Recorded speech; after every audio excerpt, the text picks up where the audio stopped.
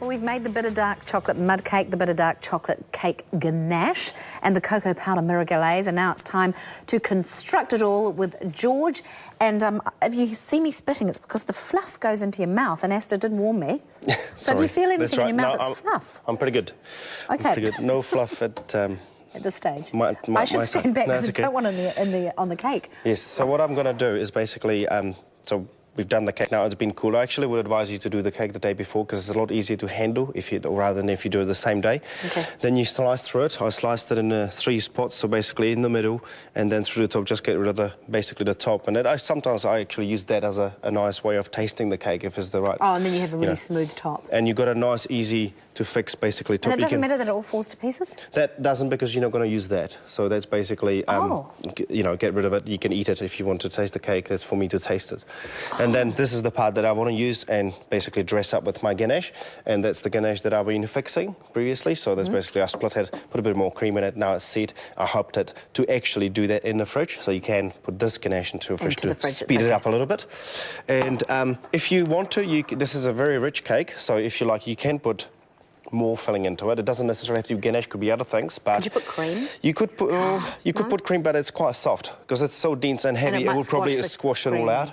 But you need something quite dense. But what you could do, you could use a different type of ganache. It could be white chocolate, and then you could put some fruit or nuts in there, just sprinkle it over the top, and just basically create a sandwich. You could what is it? The Black Forest, is that with cherries? Yeah, it does. Yeah, you could use some cherries in there. What I've got also underneath is, I'm not going to turn it because you do that once you bake it. But I've got one of these underneath. You probably don't want to buy one of them, but you can cut out a bit of a cardboard because it gives you a nice sturdy base so you can handle the cake much easier as well. Okay. And you want another one so you can handle this one so it doesn't split on you just like that one, because it is quite a, you know, so you just... Soft, so it's easier to... So I've now got it sliced, and all I'm going to do is just put a little bit more in the middle. Just like making a, you know, it's up to you how much you want to put in. And you're just going to spread it around. I've eaten so many of your chocolates today, I feel sick. Yeah, they are quite rich because I have used the 70% chocolate. So that kind of shows you that it's, if you're using a darker chocolate, that less of the chocolates you're probably going to eat anyway. Some have even gone up to the control room, which is where our show is sort of broadcast out of, and they are acknowledging that they are delicious. I'll tell you what my favourite one, there's the little box there, my favourite one is it the maple? Yeah, the maple, because, yeah, it is very nice. And it definitely goes well with coffee and tea. I look like a Yeti. I just saw this jacket. But no, the maple is delicious. It goes well with tea. Yes. So there... So I put the ganache, spread it just nice and even. If you want to have a lot in the middle, you just put a lot in the middle. If you want to have less in the middle, it's up to you. Put more on the top. Yep. Oh, no, you can't. We're going to put more on top, but I just lifted it off, placed it on top, and now just make sure it's nice aligned with the cake, so it's nice and smooth. And then now I'm going to use more. And what I'm doing, using more ganache now, I call it kind of sealing of the cake, because all cakes are a little bit crumbly. So let's say, for example, this ganache was in dark chocolate, it was white chocolate. Some of those dark crumbs will come through it, and the cake would not look very nice and finished. So I actually seal the cake by putting a little bit of this and actually kind of make it just smudged in this. It doesn't need to be much, because then once it's done, we're going to put more of the glaze over the top, which is just going to finish it perfect. All right, and now we're going to do the sides as well. Oh, stop it. I wish we could get a shot of Brendan, because he's acting like a little schoolboy. He's pretty excited, isn't he? It's good. It's always good if someone gets excited about chocolate. Yeah. So you see, I've done the sides, I've done a little bit on the top, and now you see I've got the excess. So basically what you need to do is just to run from the outside to the middle. So you want it smooth? And that will just smooth it out. Okay. And what are these called, palette knives or something? Palette knives, yeah. It's not sharp, it's just a blunt knife, and it's quite good because it gives you nice... So if you have a mistake, you just touch it up like that, and you run the palette knife again this way, and again run it inwards. So you just finish the cake really nicely. There's a little bit there. Oh, okay. It's good. Perfection's good. I'm not a perfectionist at all, actually, as everyone will attest to.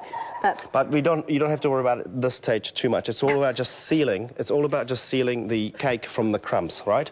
So because we've got to put the glaze, all these little imperfections are going to be covered anyway with this, like a liquid glazy. It even looks nice like that. Yeah. But it's going to look even better, isn't it? It does. It will look like honestly, it's mirror. It is a very glassy looking.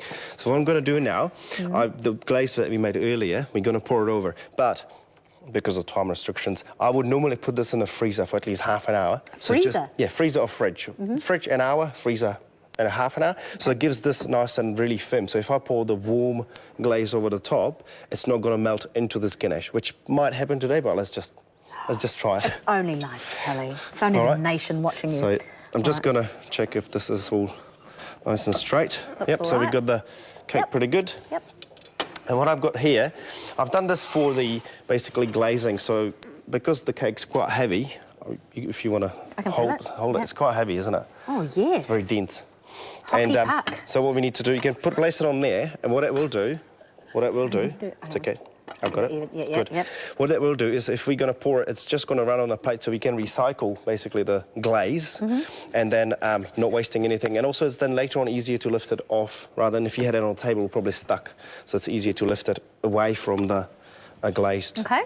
All right. So I'm going to check my glaze, which I've warmed up in the microwave. So that's the one we made earlier with the gelatine, That's the one we made, yeah. So it's got a bit of a gelatine, cocoa powder, and sugar, a bit of a cream. You can also replace it with soy milk, so you make it basically dairy-free.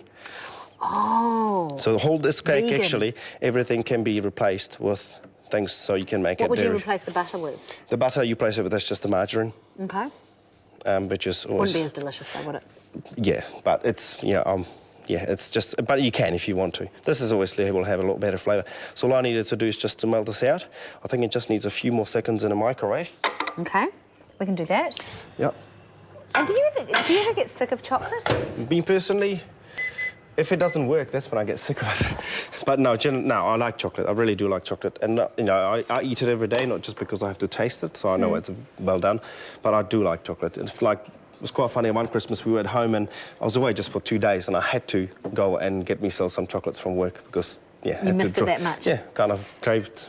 They say that, like a set, you know, for example, one of those truffles, they're not that bad for you, are they? Because the higher the cocoa content, the better for your bod?